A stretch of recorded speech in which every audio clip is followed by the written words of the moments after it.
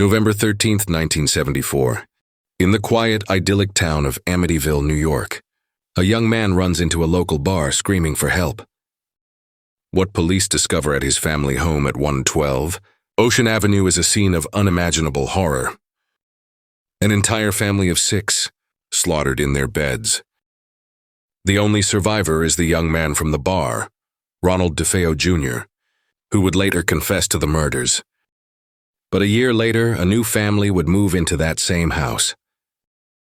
And they would claim that the evil had never left. The Amityville Horror is America's most famous ghost story. It began as a best-selling book, then became a blockbuster film. A perfect family, a dream house, and a demonic force that tore their lives apart in 28 days. But behind the legend lies a storm of controversy. Was it a genuine, terrifying haunting, confirmed by paranormal experts? Or was it one of the most elaborate money-making hoaxes ever conceived?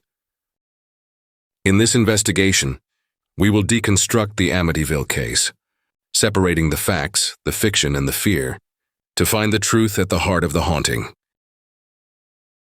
Before the ghosts, the whispers, and the demonic pigs, there was blood.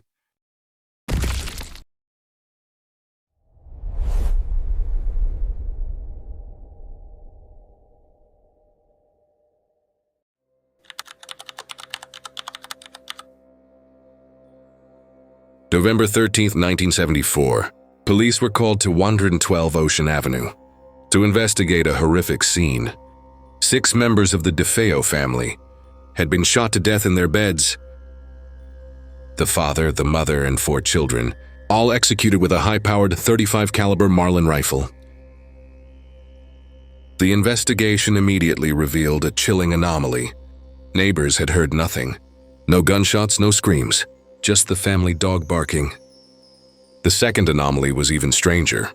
All 6 victims were found lying face down in their beds, with no signs of a struggle and no sedatives found in their bodies.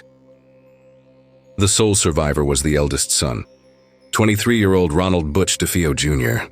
His story changed constantly, first blaming a mob hitman for the killings. But he eventually confessed. During his trial, his defense lawyer argued for insanity, claiming DeFeo heard demonic voices in the house that told him to kill his family. The jury rejected this claim. The prosecution argued his motive was far more earthly, a life insurance policy. DeFeo was found guilty and sentenced to 6 life sentences. The case was closed, but the seeds of a legend had been planted. The house itself, now a notorious crime scene, was put up for sale at a drastically reduced price.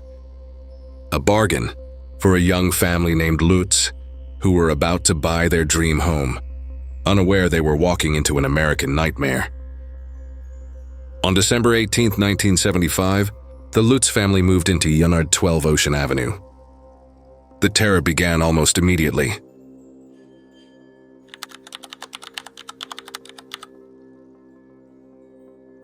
To cleanse the house of its history, they had a priest bless the home. As he sprinkled holy water in an upstairs bedroom, a deep, malevolent voice boomed from the empty room.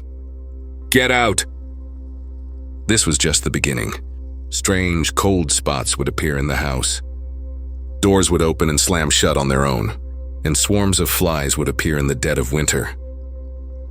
The house seemed to have the most profound effect on the father, George Lutz.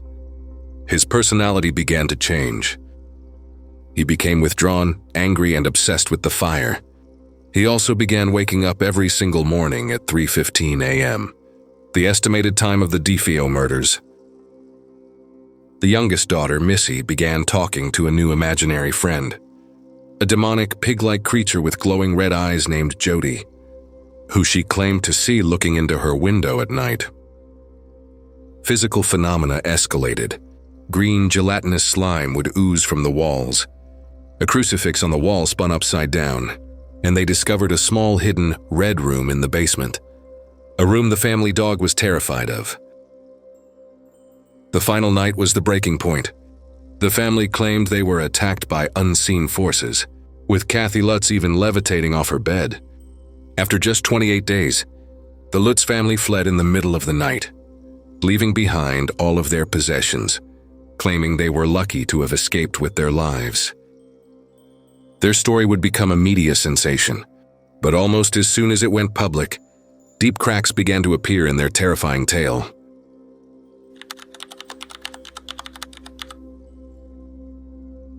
The key figure in the hoax theory is William Weber, the defense lawyer for the original killer, Ronald DeFeo Jr.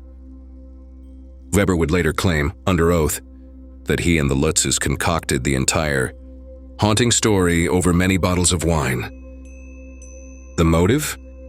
Money from a book and movie deal, and to help Weber's client, DeFeo, get a new trial by suggesting a demonic influence was at play in the house. Beyond Weber's claims, physical evidence was non-existent. Investigators who entered the house after the Lutzes fled found none of the damage they described. The priest who performed the blessing, Father Pecoraro, also told a different story.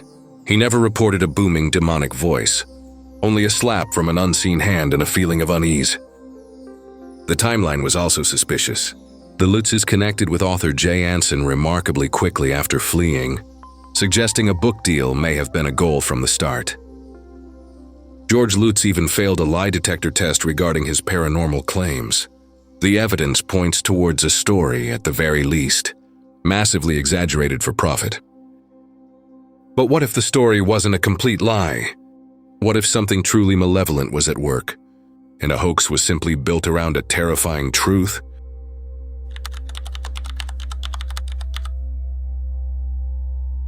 After the Lutzes fled, the story attracted the attention of the most famous paranormal investigators of the era, Ed and Lorraine Warren.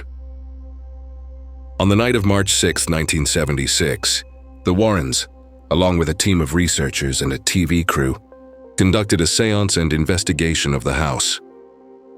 Lorraine, a clairvoyant, claimed to be overwhelmed by a demonic, inhuman presence, particularly in the basement. She described the house as a gateway to hell. During the investigation, a researcher was allegedly pushed to the ground by an unseen force, and Ed Warren was confronted by a dark hooded figure. But the most compelling piece of evidence from that night was not a feeling or a vision. It was a photograph. When the film was developed, one frame captured something that no one saw at the time: the image of a small boy with glowing white eyes peering out from a doorway. The photo has been analyzed for decades. Skeptics claim it's one of the investigators, Paul Bartz, who has a similar hairline. Believers point out that no one was on the second floor at the time. The photo, combined with the Warrens' testimony, forms the bedrock of the argument that something truly paranormal occurred at 112 Ocean Avenue, regardless of the Lutzes' potential exaggerations. So where does this leave us? With two perfectly conflicting narratives, a calculated hoax and a genuine haunting.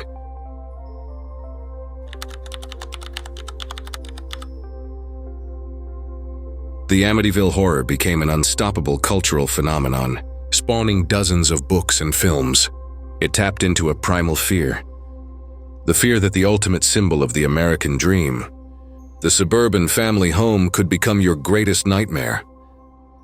But perhaps the truth is not a simple choice between one or the other.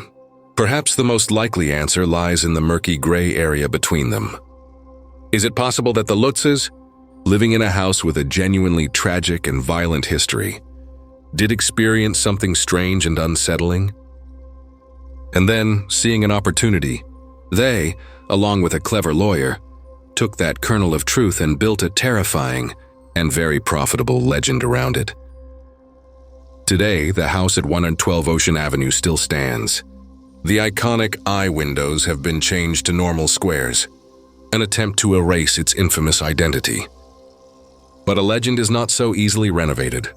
The Amityville Horror remains the perfect anomaly, a flawless blend of true crime and supernatural folklore where you, the observer, are left to decide: